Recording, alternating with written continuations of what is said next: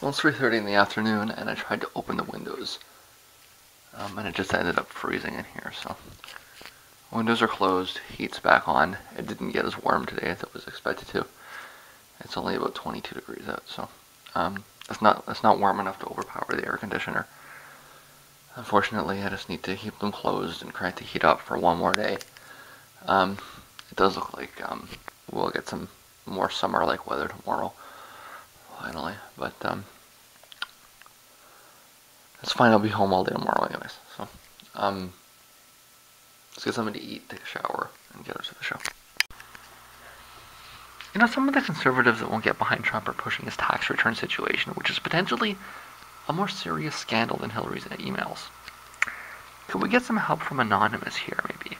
But listen, I actually think that some people somewhere may have something on him. I know that sounds conspiratorial, and I have absolutely no evidence. It's just a hunch. But the reality is that this is actually how politics works, right? It's not just about buying influence. What's to stop Trump from lying his way into power and just not doing anything he said? I mean, this process could work both ways, right? All we've ever seen is the Obama-style politician that says they're going to do great things and then doesn't. And this is likely what Trump will end up as too, if you think his proposals are great things. I may characterize them differently. But there's really not any reason why the process couldn't work in reverse. There's been persistent mumbling for decades that Reagan tried to reverse himself and got shot as a result. And the motives behind JFK's death, they remain very unclear. So yes, there's influence buying. That's necessary. Has to happen. But it's not sufficient. There really is no reason that somebody, couldn't take the cash and then, tell the donors to fuck off afterwards. So you also have to have these shady motherfuckers that sneak around in the shadows and find ways to make sure that the candidates can't get out of their control by blackmailing them into compliance. That's a necessary part of the system of control that exists. And so I suspect, I have no evidence, that Trump's expected compliance with the status quo will have everything to do with what are in his taxes. Oops. How does that work? Shady motherfucker calls the president up. How to get that number? He's had that number since Nixon. Okay? Tells him that, he'd like this place bombed, or, he'd like this legislation passed. And the president says, I don't want to pass this. This is a bad idea. And so the shady motherfucker says, okay, I guess we'll just have to release your taxes. How long would you like to stay in jail, Mr. President?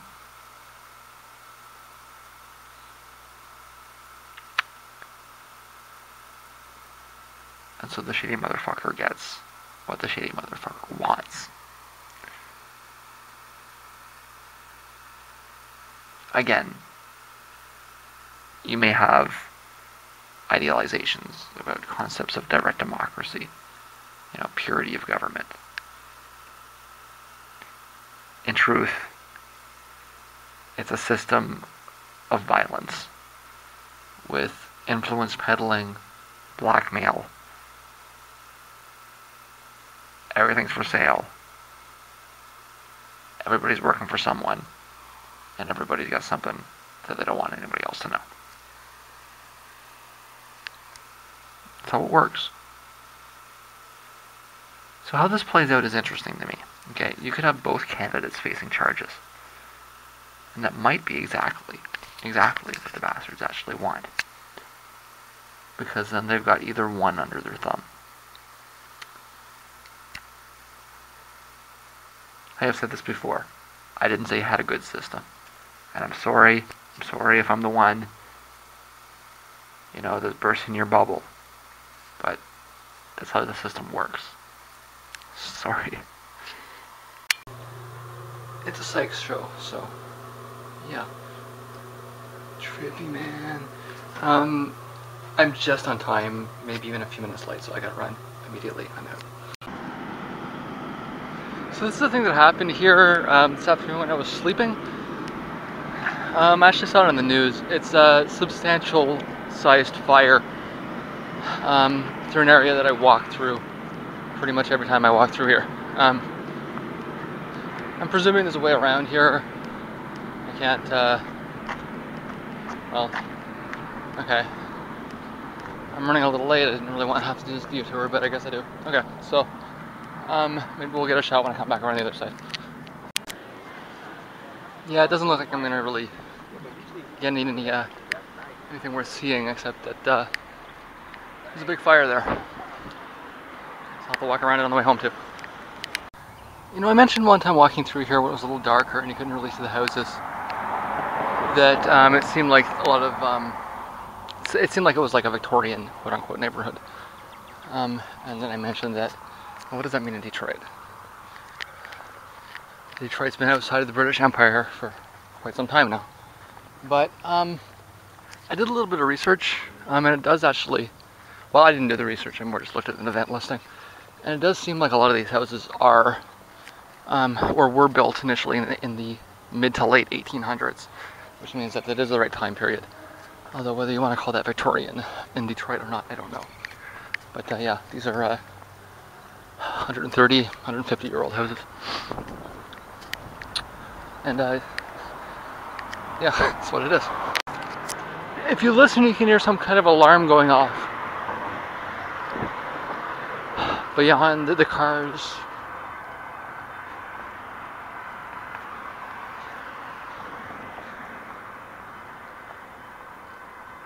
You should be able to hear it now.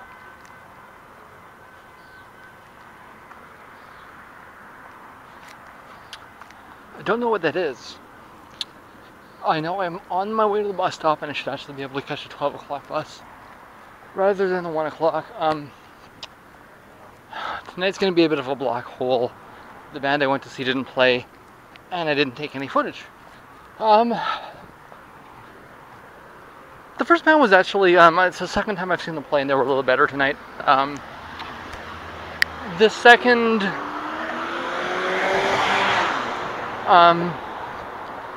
was kind of enjoyable in a generic post-rock kind of sense. And the third was just fucking around. So I actually left not too far into their set. I figured it was more important to catch a 12 o'clock bus if I can. And I do believe I still can.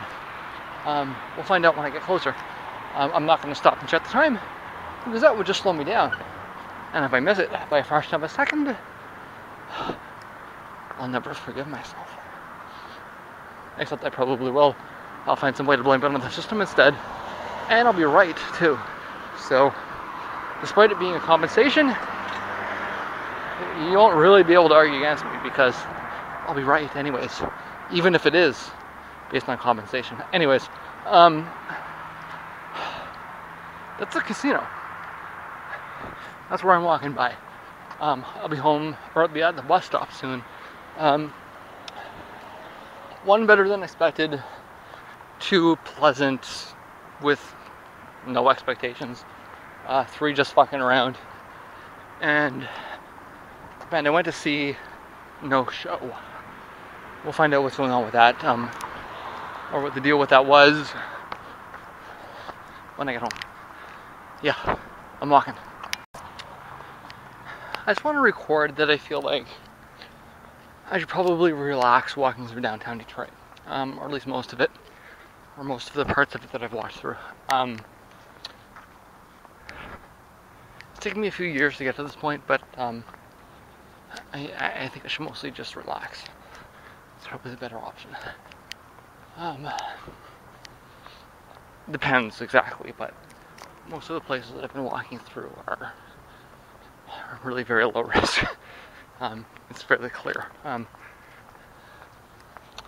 You learn through experience, right? And that's what I got. So I'm at the bus stop. Good news and bad news. Good news is that I have every reason to think the bus will come in about 40 minutes. Bad news is that I seem to have missed the 12 o'clock bus. It's 20 after. It would have to be running late for me to catch it, and I see no reason to think it is. So, but I have every reason to believe that there will be a bus that will come. Should I have stayed later? I don't think I would have missed anything really.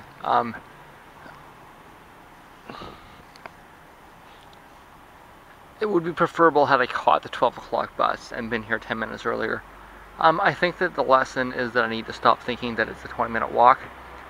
I've been burned more than once on that. It's a 40-minute walk from there, and I need to acknowledge and accept that. And I hope I don't get caught behind the Greyhound, which seems to be the routine late at night here, unfortunately. Anyways, I'm at the bus stop. Do I have anything to say about the bands? Like I said, the band I went to see didn't show up. Somebody said something about the drummer having to work, which I guess is something that happens, but it's kind of like also the lamest excuse ever, right?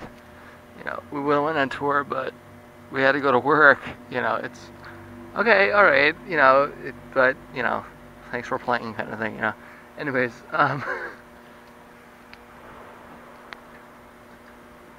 it was a reasonable facsimile of something like Tame Impala. You know, it would have been a fun show. I don't know if there's any question, but it wasn't like groundbreaking or anything either. So you know. Anyways,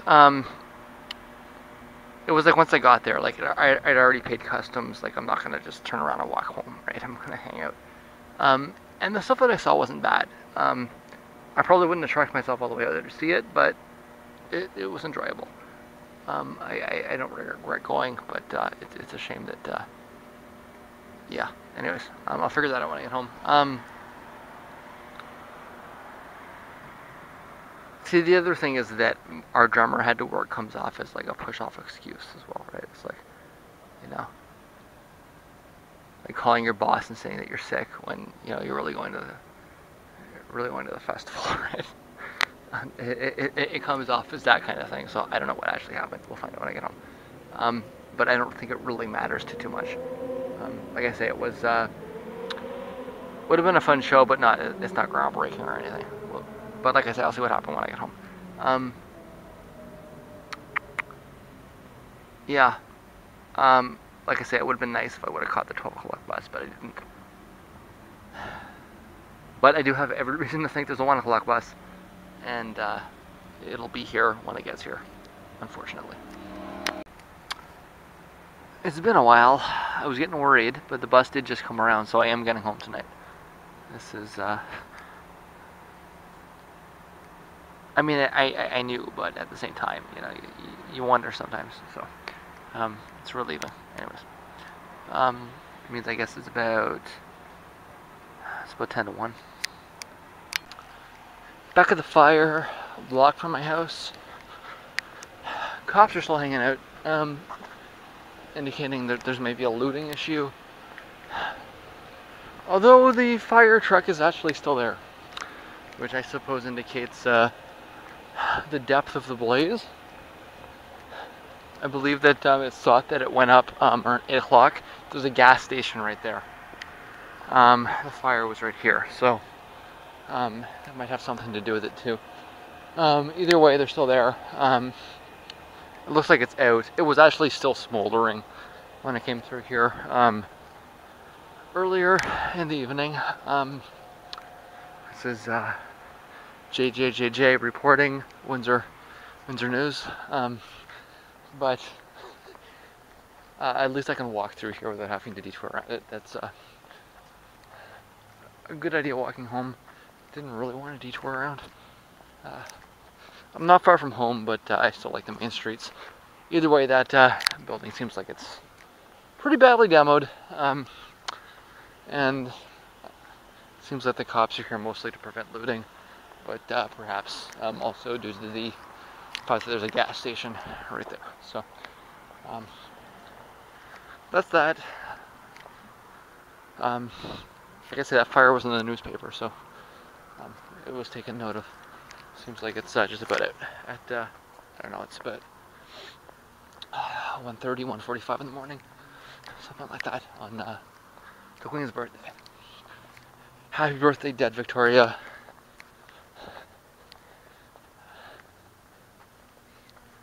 I don't want to slander you with charges of pedophilia quite right now.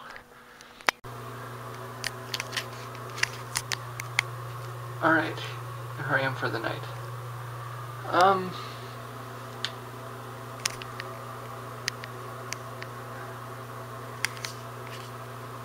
Yeah, I'm not going to be able to rotate that, am I? Okay, so, I'm home. This will be, I need to give the algorithm some raw material for screenshots, so, raw material. Blah, blah, blah. Blah, blah, blah, blah. Blah, blah, blah, blah. Blah, blah, blah, blah. Blah, blah. Blah, blah, blah, blah, blah, blah. Blah, blah, blah, blah. Blah, blah. Okay. I may have my meal today early. I don't know. Right now I'm more concerned about just checking my email, things of that nature, and seeing how the rest of the night goes. I think I want some water. That's what I'm really looking for tonight. So somebody asked me about which Saturday morning cartoons I used to watch as a kid last night, and I really drew a blank. You know, my parents never had cable. And that's true, they didn't. But it's not really the reason. I wouldn't have watched them if I did have cable, I don't think. See, I do think I can actually draw larger conclusions about my individuality through my disengagement with popular culture. So I think this is worth a bit of a rant. The truth is that I used to sleep in on Saturday mornings. Even when I was, like, young. I slept in. And the reason is that my parents were divorced when I was quite young. And Friday night was the time I spent with my dad. He'd often keep me up until well past midnight, even when I was very young. So I'd almost always be asleep on Saturday mornings until close to noon. And that's as long back as I can remember.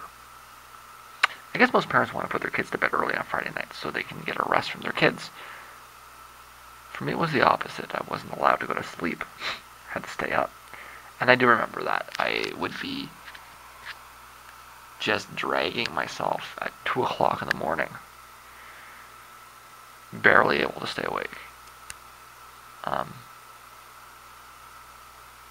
But not allowed to go to bed. That was just the truth of it. So rather than watch early morning cartoons on Saturday, I always watched late night movies on Friday. And they were outside of my age group, I'll say. So I actually remember being isolated from the other kids because of it. They'd all be talking about the cartoons that they watched, you know, and like acting them out and doing the things that kids do. And I just had no idea what they were talking about. You know, I'd hear them, you know, talk about this character and they'd, you know, act out this thing or whatever, and I was clueless. So I ended up on the outside. What I wanted to ask was if they'd seen the new Tom Hanks film, the Star Wars trilogy, Indiana Jones, The Godfather. I saw all the classic movies when I was like 8, 9, 10, right? And the answer was they hadn't. Of course they hadn't.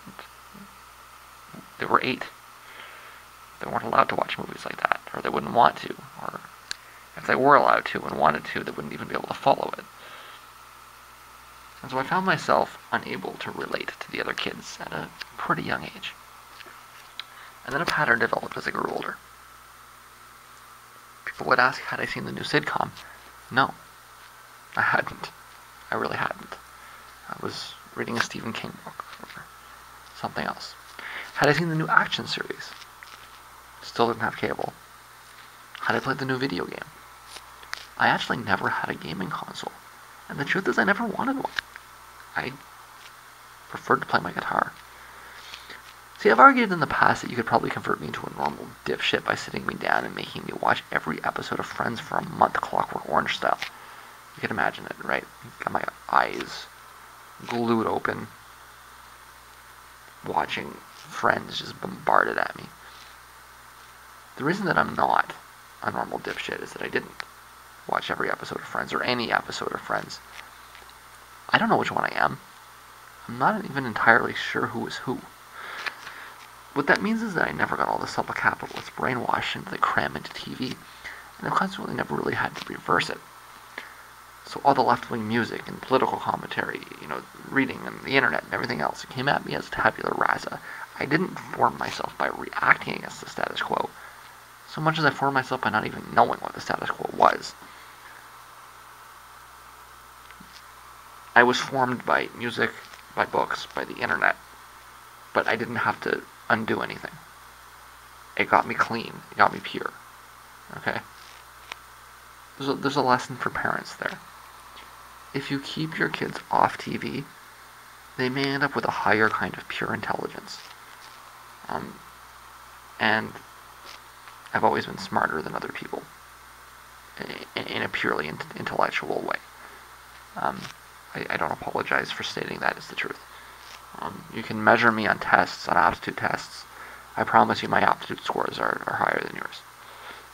It's just the truth of it, okay?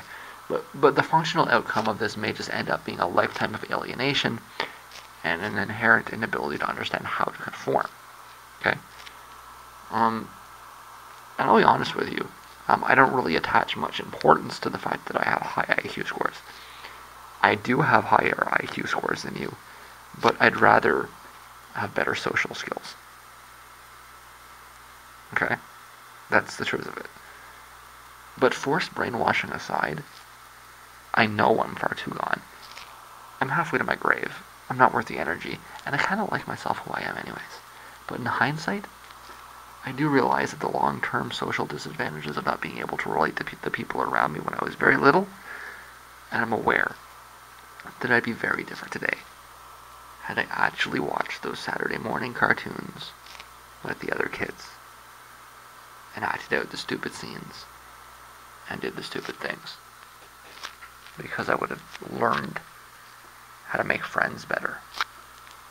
And that's something I could have used to much greater advantage than the kind of pure intelligence that I built. The ability to make friends is more important than the ability to see patterns in an ink blot. Hindsight's 20/20, but if you've got kids, you might want to think about it.